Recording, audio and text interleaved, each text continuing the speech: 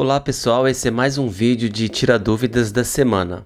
Antes de começar, é importante eu avisar que eu faço uma preparação, eu leio todas as perguntas antes de começar a gravar essa aula aqui. Então eu faço alguns filtros, então algumas mensagens que me são enviadas que não tenham a dúvida explicitamente formada, então às vezes é mais um comentário, uma resposta a alguma dúvida que eu respondi em outros vídeos. Nesse caso, eu filtro e aqui nesse vídeo eu foco simplesmente em responder as dúvidas. Mas de qualquer forma, fiquem tranquilos que eu leio todas as mensagens. Mas nem todo mundo eu vou conseguir responder. E existem casos também que eu posso responder via e-mail. Se for algo mais específico, mais rápido, aí não tem necessidade de gravar um vídeo. Então, muitas vezes eu respondo direto no e-mail da pessoa, ou se ela deixar algum outro contato, WhatsApp, por exemplo, eu também entro em contato. A primeira dúvida de hoje é do Fernando Sardinha. Ele fez a seguinte pergunta: o mercado de trabalho hoje está voltando mais para programador ou desenvolvedor? Fernando, é o seguinte, o mercado de tecnologia, ele não tem os termos, os nomes das profissões muito bem definidos. Então, se alguém formou em direito, ele ou é advogado, ou ele vai virar juiz, vai virar promotor, é tudo muito bem definido e cada função tem seu nome correto. No desenvolvimento de software tem muitos nomes diferentes que significam a mesma coisa. Então, programador e desenvolvedor é exatamente a mesma coisa, sendo que programador é um termo mais conhecido pela população em geral. Então, se você falar para sua tia que você quer ser um programador, talvez ela saiba o que você quer dizer com isso. Mas se você dizer desenvolvedor, provavelmente ela não vai entender. Desenvolvedor é um termo mais usado para quem está no mercado. Então a gente fala desenvolvedor web, que é, na verdade, né, uma tradução direta do termo em inglês, né, web developer, por exemplo. Então sua pergunta aqui parece que fez relação com essa questão dos termos, né? Então tem essa diferença aí. O mercado tá o mesmo, o mercado está super aquecido, muito mesmo. Durante a quarentena, né? Início da quarentena, março, abril e maio, eu senti o mercado mais frio, deu uma esfriada, teve muitas demissões, mas depois de julho eu senti que voltou a aquecer de novo. Isso pro meu caso aqui, né? Então eu tô te falando contatos, pessoas que entram em contato comigo no LinkedIn, tanto para contratar trabalho como freelancer, quanto para tentar me contratar como funcionário mesmo. Então eu senti isso, o mercado julho e agosto está bem aquecido. Então é isso, espero que tenha respondido sua dúvida. Vou anotar aqui para gravar um vídeo no futuro sobre esses diferentes nomes, né? De programador, desenvolvedor, software developer, software engineer, analista de sistemas, que muitas empresas usam esse termo, mas na prática, né, a gente é programador, porque a gente desenvolve software nessas empresas no Brasil.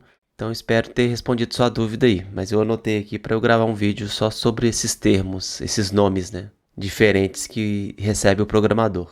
Agora eu vou responder a dúvida do Thiarres. Essas dúvidas estão todas relacionadas com o projeto 7 que ele desenvolveu. Eu até separei aqui, estou com esse projeto rodando aqui e baixei o código dele, então vamos ver. Eu vou resumir a pergunta para não ter que ler exatamente o que está escrito aqui, já que você está vendo aí na tela, vocês podem ler. Eu vou dar um resumo aqui e já vou direto para a resposta. Ele fala que conseguiu fazer a primeira parte do projeto 7, só que aí ele terminou e foi assistir o vídeo de solução. Aí ele percebeu que não precisou colocar o margem zero, tal, e outras configurações aqui. Aí ele perguntou: gostaria de saber se isso pode trazer algum prejuízo no resultado final do projeto, ou pode ser feito dessa forma sem problema. Eu olhei aqui o resultado final, que é a interface, né, renderizada aqui no navegador, e está muito bom, está bem parecido lá com o design do Figma, e continue assim, sempre comparando o resultado do projeto pronto com o design. Não fique comparando o seu código com o meu. Vai ter diferenças mesmo, é normal. Se você está conseguindo chegar no mesmo resultado através de código diferente, técnicas diferentes, isso quer dizer que você entendeu os principais fundamentos, que é o meu principal objetivo aqui no curso Play Code. é passar para vocês os fundamentos principais para vocês aplicarem em projetos reais. Então não tem problema, né? O seu código está diferente do meu.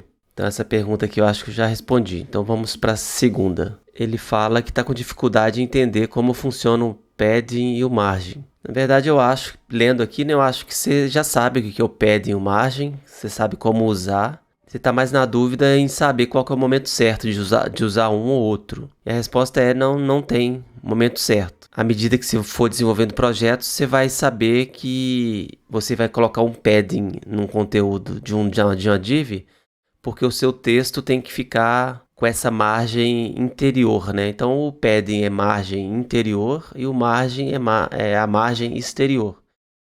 Tem aquela imagem aqui, acho que eu coloquei lá nos vídeos de fundamentos, que é essa imagem aqui. O padding é esse espaçamento entre a borda, né, e o conteúdo aqui no meio da div, do elemento. Não só da div, mas de qualquer elemento. E a margem é a distância entre esse elemento e outro elemento. Tem outras imagens aqui que explicam melhor aqui.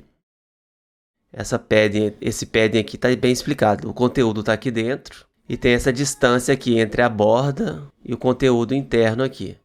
E o margem é o distanciamento entre os elementos externos. Então, tem essa div aqui e essa outra div. Poderia ter um texto aqui do lado de fora, um parágrafo. Então, seria também, né? Você poderia usar o margin, o right aqui, direito nesse caso, ou você poderia usar o padding esquerdo. Então, o resultado, que é o espaçamento, ele é atingido da mesma forma. Uma dica que eu daria para você é você sempre considerar o elemento sendo um elemento fora da interface geral, da sua interface. Então imagina isso aqui. Então imagina esse componente aqui, né? Que é que tem uma imagem e um texto à direita aqui. Então imagina que você quer colocar esse elemento dentro de um outro site totalmente diferente. Talvez lá no início, talvez lá no final do site. Então é dessa forma que você vai definir. Então talvez, em alguns casos, vai ser melhor você colocar a margem externa, no caso, né? Outras vezes vai ser o padding. Geralmente padding eu uso quando está relacionado a alinhamento de texto mesmo. Igual eu imagino que você usou aqui um padding, deixa eu ver. Deixa eu ver aqui. Isso, você usou um padding e usou margem top também. Então se eu tirar o margem top aqui, então veja que ficou colado. Mas você poderia tirar o margem e colocar o padding top aqui. Por isso que eu digo que não tem certo ou errado, tá vendo? Você teve exatamente o mesmo resultado. Então se você coloca esse elemento, nesse caso aqui, esse elemento interno não vai fazer diferença. Então realmente poderia ser os dois casos. Eu geralmente uso o padding, porque eu estou querendo, né, alinhar o texto aqui em relação ao tamanho da div externa aqui. Mas isso com o tempo você vai definindo as suas próprias regrinhas aí, você vai ficando mais confortável com isso. Bora agora para a próxima dúvida. Espero que tenha respondido aí. A outra dúvida também é do Thiarres. Ele fala que terminou a sessão de depoimento do projeto 7 e fala que usou outra div dentro do container para deixar o conteúdo embaixo do outro. Aí ele fala que depois viu que eu usei o container mesmo, mas colocando Flex Direction. Nesse caso eu tenho duas perguntas. Poderia ser usado o Flex Direction também nas sessões anteriores? E quanto saber se a melhor opção é usar outra div ou usar a mesma div, mas mudando o Flex Direction? O Flex é sempre uma opção melhor, mais moderna, e você pode ficar à vontade para usar os dois. Novamente, né, você vai conseguir chegar ao mesmo resultado com técnicas diferentes. Então, poderia usar aí CSS Grid, por exemplo. Poderia usar tabela HTML, entendeu? Então, o interessante é que você, talvez, para treinar, você desenvolva o projeto com determinada técnica, depois você fala assim, eu vou estudar um pouco de CSS Grid. Então agora eu vou refazer esse projeto só usando CSS Grid. Então essa é uma forma de você mesmo descobrir com o tempo o que pode ser feito com menos código. O que eu posso dizer é que o Flex você escreve menos código do que sem o Flex e o Grid você escreve menos código ainda. Então é uma evolução comum aí. Mas dá sim, dá para você mudar aí e você mesmo fazer os testes. É até um exercício bem interessante, tá bom? A última dúvida aqui, Ei Arley, não se canse de mim. Não preocupa, pode mandar dúvidas à vontade, pessoal. Ele fala que tem uma última pergunta relacionada ao projeto 7. no footer e tem a classe container dentro, que está pré-programada para ter os itens space between, porém está com alinhamento row. Aí ele fala que eu modifiquei o flex direction para column e align items, para centralizar. Aí ele falou que ele centralizou modificando apenas os justify content para o center sem mexer no flex direction. Aí novamente, né, é interessante ver que a maior parte das dúvidas, ou quase todas, foi muito relacionada a isso. Ele está comparando a solução dele com a minha solução. É legal comparar assim para você aprender novas técnicas, né? Mas novamente não significa que se eu usei outra técnica, não significa que a sua técnica está errada. O que realmente importa é o resultado final. Então, se você está, né, transformando um design do Figma em HTML e CSS, o resultado final é a tela que vai aparecer lá no navegador. E é onde você vai ser cobrado. Então, se você trabalha para uma agência, o designer te passa o design. Se ele está diferente do design dele, ele vai pedir para você fazer as correções, melhorar alinhamento, tamanho de fonte, para que fique o máximo possível parecido com o que ele criou, entendeu? E ele não vai, de forma alguma, abrir o seu código HTML e CSS, entende? Quem se preocupa com código geralmente são só os programadores. Os clientes, designers, pessoal da equipe, ninguém se preocupa com código. Geralmente é a gente. E isso é legal que a gente vai melhorando, né? Com o tempo a gente vai deixando o código cada vez mais limpo e fazendo mais com menos. Mas isso aí vem com a experiência mesmo. Nesse momento eu acho importante vocês focarem mais no resultado final. E irem testando várias técnicas diferentes, até vocês verem o que faz mais sentido para vocês aí. Tá ok? O CSS eu comparo muito com lógica de programação. Então você pode resolver um problema usando o comando interativo loop, né? O comando while, ou você pode usar o for. O resultado final vai ser o mesmo. Vai resolver determinado problema, usando comandos ou técnicas diferentes. Beleza, pessoal? É isso aí. Espero que tenham gostado desse vídeo. E antes de terminar, quero dar um aviso aqui. Esse vídeo está saindo sexta-feira, mas eu comecei essa semana a trabalhar full time em um projeto para um cliente da Itália. Isso significa que provavelmente a partir da próxima semana eu vou liberar esse vídeo de tirar dúvidas ou no sábado ou no domingo.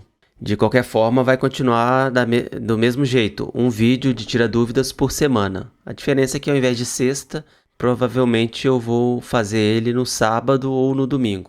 Mas se eu conseguir liberar antes, na sexta-feira, continua da mesma forma. Vocês vão aí receber, né, de forma adiantada esse vídeo. Mas eu aviso aí que eu agora estou mais apertado com os projetos, o projeto desse cliente.